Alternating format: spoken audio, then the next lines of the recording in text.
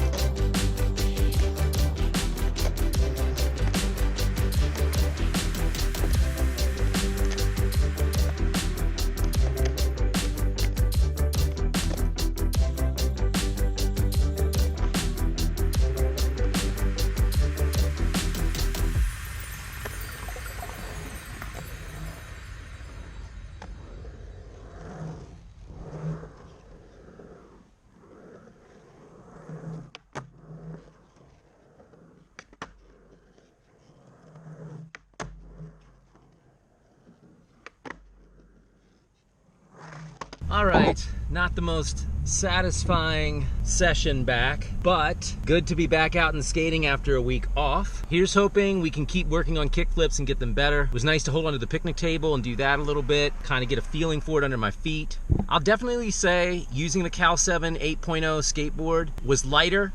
I could get it, you know, flicking under me a little bit more. Yes, I was also using it later in the session after having warmed up a little bit with kickflips in different fashions.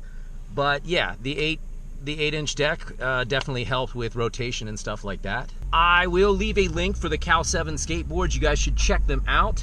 I'll say a couple of things about them, and this is after having skated that board a couple of different times. It has an interesting concave on the deck itself, and I don't know if I'm using that word correctly, because I know some people say, you know, the shape of the deck, and they talk about the concave. The sides of the deck, instead of being a little flatter, kind of curve up a little bit. And I don't know if it's just a trick of how they cut the grip tape or what, but it almost seems like it has a snowboard kind of shape to it, where the tail and the nose seem to like almost bow out a little bit slightly, like a rounded thing. I don't know. Maybe that's just me. Maybe that's just a trick of the eye. I don't know. It feels different with the way the concave comes up on the sides there, on the side of the deck, and all around on the pocket of the nose. There's not as much of a little hub for where the wheels are. It's a little flatter, but also a little, you know, shaped up a little bit, for whatever that's worth. Also, I'll say when they sent me the complete, the wheels are a little bit bouncy and soft, and the trucks themselves are oddly kind of bowed almost. They're rounded. They round out towards the wheels as opposed to being like a flat straight. They kind of like bow out a little bit, and I don't know if that's just the style of how they do their trucks, or whatever comes with their completes, or if it bent at some point. But it seemed to be that way from the start when I tried skating it back in December of last year as well. The nice thing about it all is it's a $50 price point for a full complete. So that's the deck, the truck, wheels, bearings, everything all together, and they'll grip it for you. So, I mean, if you're looking for a cheap entry point into skating, maybe something for a kid who's not quite sure if they want to do it yet or not,